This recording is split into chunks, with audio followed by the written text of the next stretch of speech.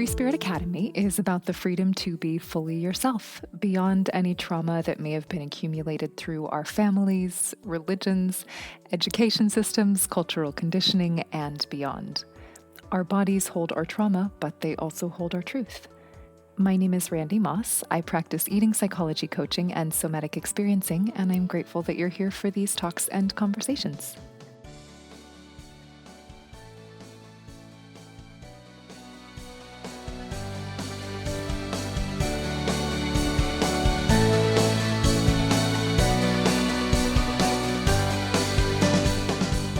Part of the reason I talk about feeling so much and why I'm so interested in this and why I eventually pursued somatic experiencing is that I just used to feel very numb.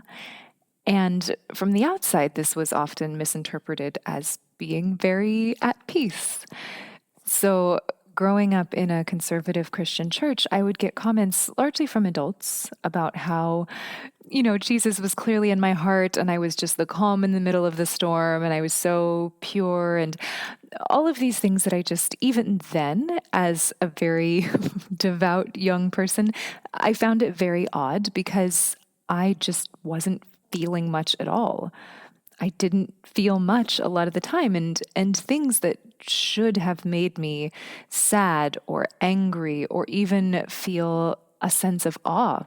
I grew up on this exquisite Alaskan island, and I could tell it was beautiful and that I should be feeling something, and I just felt nothing. So I did a lot of intense things for a long time to try and feel something, whether it was something risky like skydiving or bungee jumping, or something that I was viewing as healthy or spiritual, like juice fasting for months at a time, or ice baths, or long, intense Kundalini yoga practices. I would get a brief high, and for a while I would feel alive and okay. And at that time, I had no idea that I wasn't just spiritually advanced, but rather I was just stressing my nervous system to such a degree that it felt like I was close to death. So it would bring on all of the calm and clarity that would happen in such a moment. But it was all I could figure out. I didn't know why I was so numb and unaffected by things that were clearly affecting other people. But now I know. I know that when we're very young, the things that we experience can set us up for life. And that when we experience trauma without resolution, that stays with us. The survival energy can stay stored in the nervous system, potentially leading to an adulthood of anxiety or depression or constantly feeling in a hurry or like something is wrong with you or like something bad is about to happen. We can develop addictive or compulsive behaviors and patterns. And if we're particularly sensitive or susceptible, this stored survival energy can also lead to chronic symptoms or illness. And obviously, this is complex, and I'm giving it a super simplified overview, but I hope it is painting something of a picture. Another thing that can happen when we've experienced so much stored survival energy or unexpressed emotion or inhibited impulse, we can disconnect from the experience of our bodies entirely, which I experienced. Or when we do feel our bodies, they just feel like nothing, which I also experienced. And this is not, it's not bad. It's not the body malfunctioning. It's incredible. Really, it's an incredible way of coping when we're young or we've been through a trauma at any point and don't have the option, particularly when we're young, of escaping or creating a life for ourselves yet. And when we have to fit into and be cared for by the systems and structures around us. This isn't even a bad thing as an adult. You could have a very healthy, well-regulated nervous system and disconnect from your body if, heaven forbid, you were attacked and couldn't escape. The body is always doing its best. And of course, trauma doesn't always have to be as extreme as an attack or abuse. Our nervous systems can have that same fight, flight, etc., survival response when we're being emotionally rejected, as they do when they're being physically attacked. And I'm not saying that some trauma isn't worse than others. It certainly is. But seemingly normal things in seemingly normal childhoods can lead to a lot of pain and confusion as adults. Over time, as I've learned to feel and stay with my body, and as those feelings are arising, so many memories have come back to me where I realized that my little child body, experiencing things that, again, might be considered normal or not that bad, my little body panicked and froze and didn't quite find safety again for a very long time. So, again, there was a point where I was definitely like, well, my childhood was it was fine. It was normal. Maybe I even said it was good. I don't remember. Um, and of course, over time, learning to be with this numbness in my system and having these things come up, and also realizing what sorts of things leave a mark on the body and what sorts of things can be experienced as traumatic, I've realized there were a lot of moments, where my body was not okay, where I was not okay. There were moments where I would be physically in pain and told, that doesn't hurt, you're fine. Or when I was crying and an adult said, stop crying or I'll give you something to cry about. There were the times that I spoke up or defended myself and was snapped at with, that's not very Christian-like. And there were moments of inner realization of who I was and what I needed and wanted that weren't okay in my family culture and religious culture. So the fear and shame and constant need to hide was all there too. Then there's the bigger stuff, like being immersed in a family where one parent was an alcoholic, or there might not be enough money, or we might do something or think something that was a sin, or just the belief that we were inherently sinful. And my conditioning was, as it is, I think, for a lot of us, that this is all, nothing here was that big of a deal. Nothing here was truly trauma. But my body clearly disagreed. And I've learned that if my mind says one thing and my body says another, that the body's experience shouldn't be discounted. My body was saying that it had all been too much. I very much wanted, as I think we all do, to feel alive. But my aliveness included a lot of years of sadness and anger and fear and confusion and shame. So learning to feel as desperately as I was trying to do that, meant feeling that stuff. And I didn't know what that meant. I'd journal and analyze and think and think and think about the things that I was upset about, and I just kind of felt the same, still numb, maybe kind of crazy, like my thoughts would race. And I would just be in the same loops and patterns, despite all of the seeming work that I was doing on myself. I was on a walk with a friend recently, and when we see each other, we take these long walks, and often it's through a local cemetery, talking about whatever big, crazy life shift we've been through since we last saw each other. And we were talking about how sometimes it can feel like you've worked through a thing, you've worked through a trauma or a feeling or a belief system, only to find there's more, or there's a deeper layer. And I was thinking, of course, this makes so much sense, because feeling really is a skill, especially if we have experienced a lot of trauma, or if we weren't taught how to feel, if growing up it wasn't safe to be sensitive or feeling or expressive, or if we didn't have caregivers who were able to feel their own emotions, let alone mirror what we were feeling back to us, which we need. So not only is it a skill that many of us can get to learn to develop as adults, our nervous systems need time to build the capacity to be with bigger emotions and trapped survival energy. So just like we wouldn't go out and run a marathon, we have to build up the strength and the capacity. This is quite similar. So, my first attempts at feeling my feelings were in regards to food.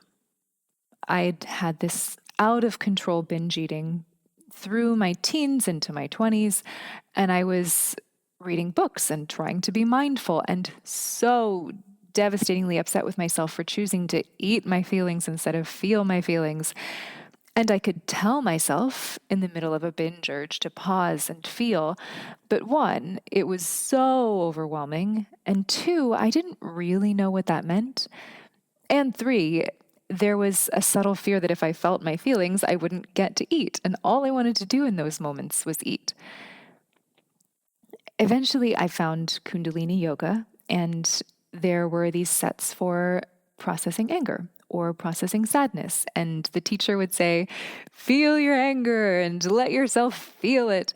And I would just spin and spin in my head and think about all the things that I was angry about and not really feel much in the way of a resolution.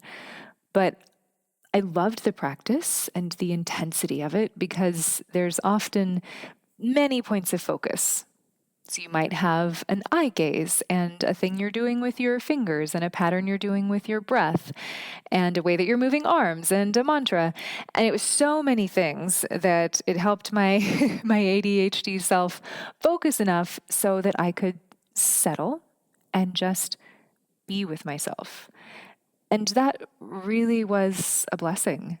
And as I continued and advanced in my practice, I started noticing that it was so intense that I could actually feel sensations in my body. So tingles and rushes and waves, which was an absolute delight when you've spent a lot of time feeling numb. And I think after enough of that, I was just ready for more, and more found its way to me all at once. I was trying to find answers for my muscle and joint pain that had been chronic for a while, and I came across the work of John Sarno, which, to be honest, I wouldn't necessarily point anybody to. It's not practically helpful, but it planted some seeds.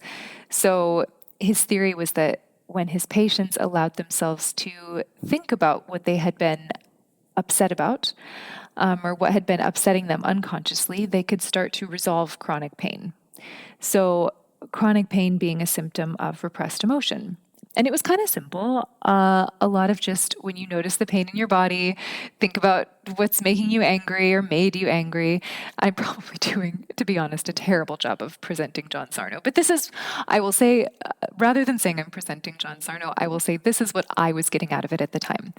I actually don't think he really describes feeling work particularly well. And I see how somebody could even interpret his work as saying your pain is all in your head. And it's certainly much more complex than that. However, I was very intrigued and I started playing, and I'd go out on walks and I would notice the pain in my knees and bring up something old that I felt mad about. And as I felt my knees and thought about this situation, now also having been paying attention to these swirls of sensation in my Kundalini practice, I noticed that anger actually felt like something in my body. It was tight and hot and largely in my heart and throat and arms. And I could body imagine, so feeling this happening, screaming it out or yelling it out or saying something that I wanted to say in that moment. And the sensation would move often up through my throat and soften, often also softening my body pain to a degree. And I was just enamored with this. Right as I was getting through a couple of the Sarno books, I came across The Presence Process by Michael Brown. Actually, several of his books. And it was really interesting at the time because I picked up this book and was immediately deeply engaged with it and got to the part where it was time to do the practices, which was just sitting a couple times a day for 15 minutes and breathing in and out. And it was a 90-day practice, and I realized there were exactly 90 days left in that year. And I was like, well, okay. Yes, I accept this invitation. And so in his book, he talks about primary emotions, boiling it down to just sadness and anger and fear. And I want to talk about the first time that I felt each of these as standalone episodes, maybe at another time, but in general, I just started living my life and checking in with my pain throughout the day and then asking myself which of these emotions were the closest to what I was feeling. Was I sad or mad or scared? And then I'd ask myself, what does that feel like in my body? And then I would describe it and track it. And so from here, I went into the presence process, learned to sit with myself and my breath and be quiet. No crazy breath work or movement, just me and whatever sensations were coming up. I think for 15 or 20 minutes at a time. And at first, every time I sat down, it felt like I was going to die. This was not peaceful, even with all of the long, long Kundalini practices. And as prepared as I was for this, it was agonizing. And the longer I stayed with a sensation in my body, the more it would intensify until I felt like I could not stand it anymore. And then it would change. And I would feel changed, and I did not know what was happening. I didn't know about trauma or the nervous system or anything that was stored in my body. I was just like, I can feel. I am an alive human being. And because I was obsessed, I just kept going with this, and I would sit until memories came and I could stay with traumatized parts of myself through what once felt like dying. And I could go into old memories and allow myself to complete things in the way that the impulses in my body wanted to. So saying things that I wish I could have said, or defending myself, or just seeing a bigger picture. And then I found Peter Levine. And when I read his book, Waking the Tiger, I knew I needed to know as much as I could about what he did. And when I started training in his somatic experiencing work, I had never had a somatic experiencing session. I think I was the only one. And now I do have a great somatic experiencing practitioner who I see occasionally, and I understand deeply the value of co-regulation and how I don't think we genuinely can do everything on our own. As much as I had been able to do on my own, and as proud as I have been of that, I don't think we're meant to do everything on our own. So as I was getting into the training, I got to see why what I was doing was working and making a difference in my life, and what trauma was, and what the nervous system was, and the methods for working with it safely and intelligently to work with this stored energy. And I'd already been practicing with some clients, and for some it was really useful.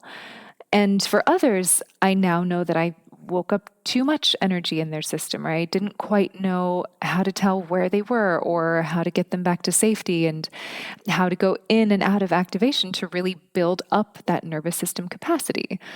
And that I did continue to learn over the following years. So that is how I learned to feel again. There were more tools and more details, but that was the short 20-minute gist. It was largely a lot of consistent practice, and I hope that here I've offered some resources or examples that will be useful to you on your own path.